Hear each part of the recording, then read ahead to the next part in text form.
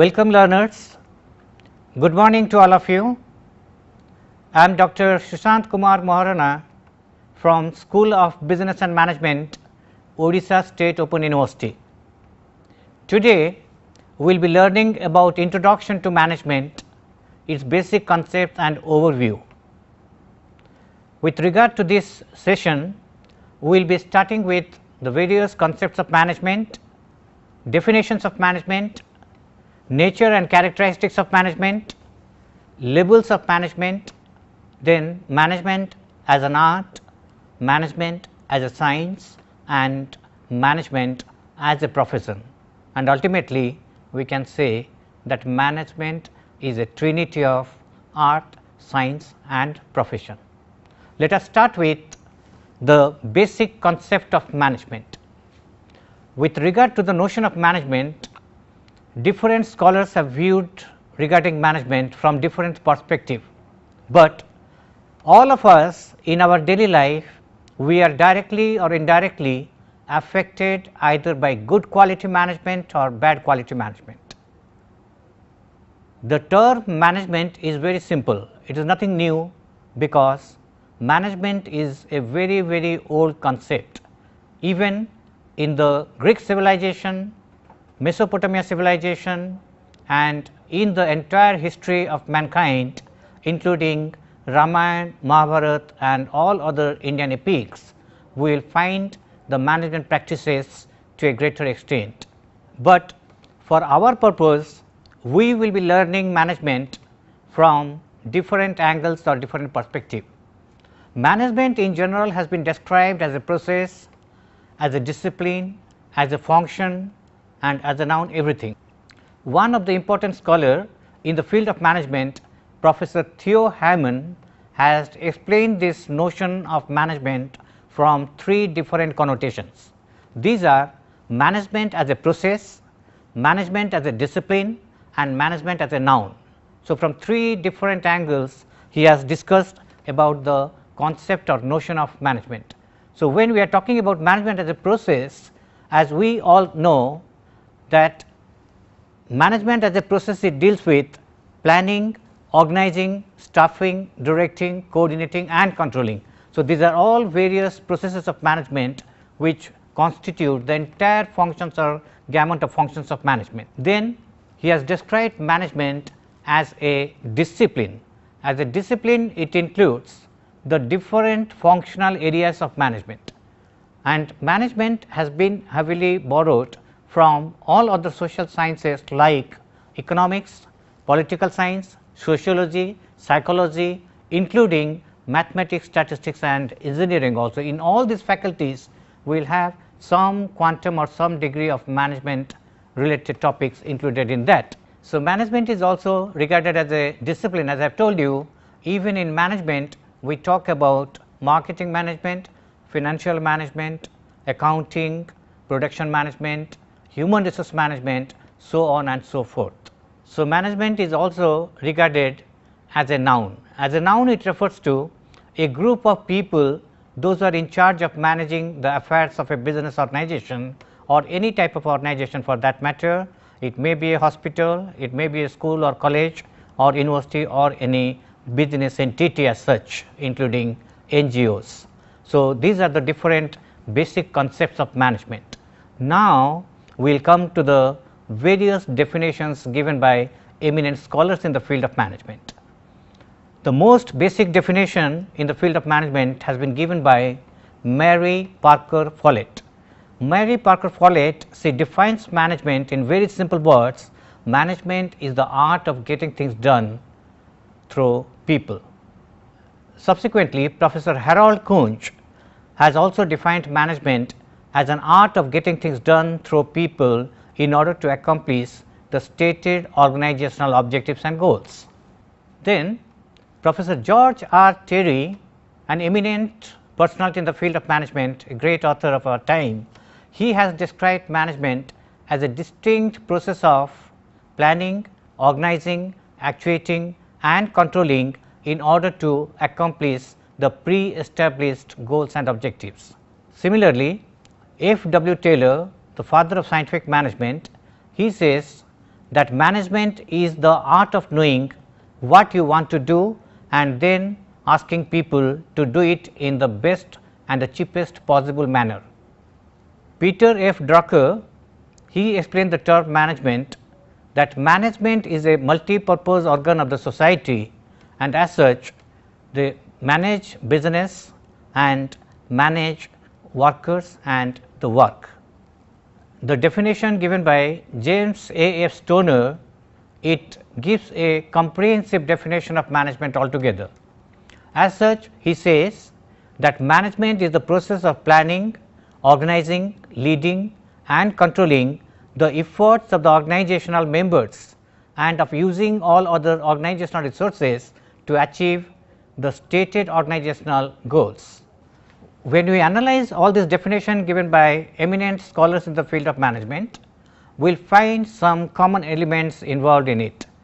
They are: management is a continuous process, and next, these are all integrated and interrelated processes. For example, planning, organizing, staffing, directing, coordinating and controlling. Then managers use resources of the organization, both physical, human and financial resources, because resources available to the organizations are always limited and human ones are unlimited. So, every manager, irrespective of the level where he operates, is expected to use the resources available to him in the most judicious way possible. And finally, management aims at achieving the entire set of objectives and goals in greater interest of the society at large. Friends, now we will come to the nature and characteristics of management. When we are dealing with the nature and characteristics of management, first we will find that management is goal oriented. Goal means management is always having a set of goal or objectives to be accomplished. Without a set of goal or objective, no manager in any department at any level can operate. So, that is why we say management is obviously goal oriented or objective oriented. Next is management is universal in nature. Universal in nature means the principles of management or the basic principles are widely applicable in all types of organizations, in all situations, across the globe, across the country. Wherever you go, the same basic principles of management are applicable anywhere and everywhere. That is why I say that management is universal in nature. Then the next characteristic of management is integrative force. When you say management is an integrative force, it means that the objectives and goals of individuals is integrated with that of the group goal or group objectives or group effort, and the group goals and group objectives are also similarly integrated with that of the organizational goals and organizational objectives. That is why we say that management is integrative force. Next is management is a social process. Whenever we are talking about any organization in the societal framework, every organization exists within a society only. So, they ultimately cater to the needs and satisfaction or wants of the society. That is why we say management is a social process. Then management is multidisciplinary in nature. When you say management is multidisciplinary, it means that the concept or the term management has been borrowed from different other fields, social sciences and sciences, all including. For example, management has been heavily borrowed from economics, political science, sociology, psychology, anthropology, statistics, mathematics and engineering also. So, all inclusive. That is why we say management is multidisciplinary in nature. Then management is a continuous process. When we say management is a continuous process, it means management is a process of planning, organizing, staffing, directing, coordinating and controlling. Coordination and decision making is the essence of management. Management is intangible. Intangible, we can see the organization, you can see the task that is happening, but you cannot just feel it and touch it.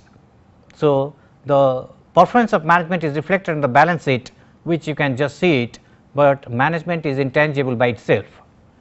And finally, we say management is an art as well as a science, because when we say management is an art, by doing lot of practice we become a perfectionist, and when say management is a science, it means that the elements of science, for example, observation, standardization, experimentations, all these scientific elements are also applicable to the field of management. Now, we will come to learn about the different levels of management.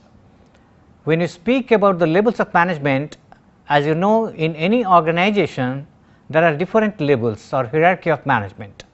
When you say level or hierarchy of management, it means broadly there are three distinct levels or hierarchies, that is the top level management, the middle level management and the lower level management or the front line managers. So, three distinct levels of management are there. However, there is no hard and fast rule. Management levels can also be divided into 5 different types. For example, the top management, and then when we speak about the middle level management, we can divide it lower middle level management, middle level management and upper middle level management. Then we finally talk at the lower level management or the front line managers. So, whether 3 or 5, these are the levels of management. And when we are thinking about the top level management, the various examples it includes managing director or the chairman, he is the top level management. When you talk about the board of directors, they are the senior most. So, board of directors, the managing director, the chairman, the directors of several departments, they are all included within the framework of top level management, including general managers also.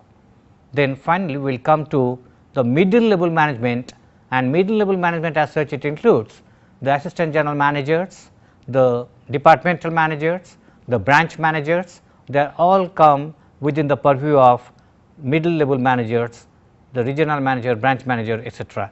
And finally, when we speak about the lower level management, it includes the front line executives, the supervisors and the foreman, which includes the organization. Now, we will discuss management as an art. Before discussing or projecting management as an art, we should first know what are the constituent elements of art. When you speak about art, we talk about the knowledge, the skill and the ability and many other factors within the purview of art. And importantly, the knowledge or skill should be practiced over a period of time. Just to give you an example, a person can only become perfectionist when he practices a particular thing over a long period of time. The best example, if you feel an artist like Fida Hussein, he is a great artist of our time. He has become a great artist, a reputed artist or acclaimed artist only because he has practiced the art over a long period of time. So, in that respect he has become a perfectionist. So, similarly, when managers practice their managerial activities over a particular period of time, they become also perfectionists in their own domain or field. Now, we will discuss management as a science. When we say management as a science, what are the distinct elements of science? The very distinct elements of science are observation, experimentation, standardization and similar other factors. Science includes a systematized body of knowledge. So, even in management we do have a systematic study about management.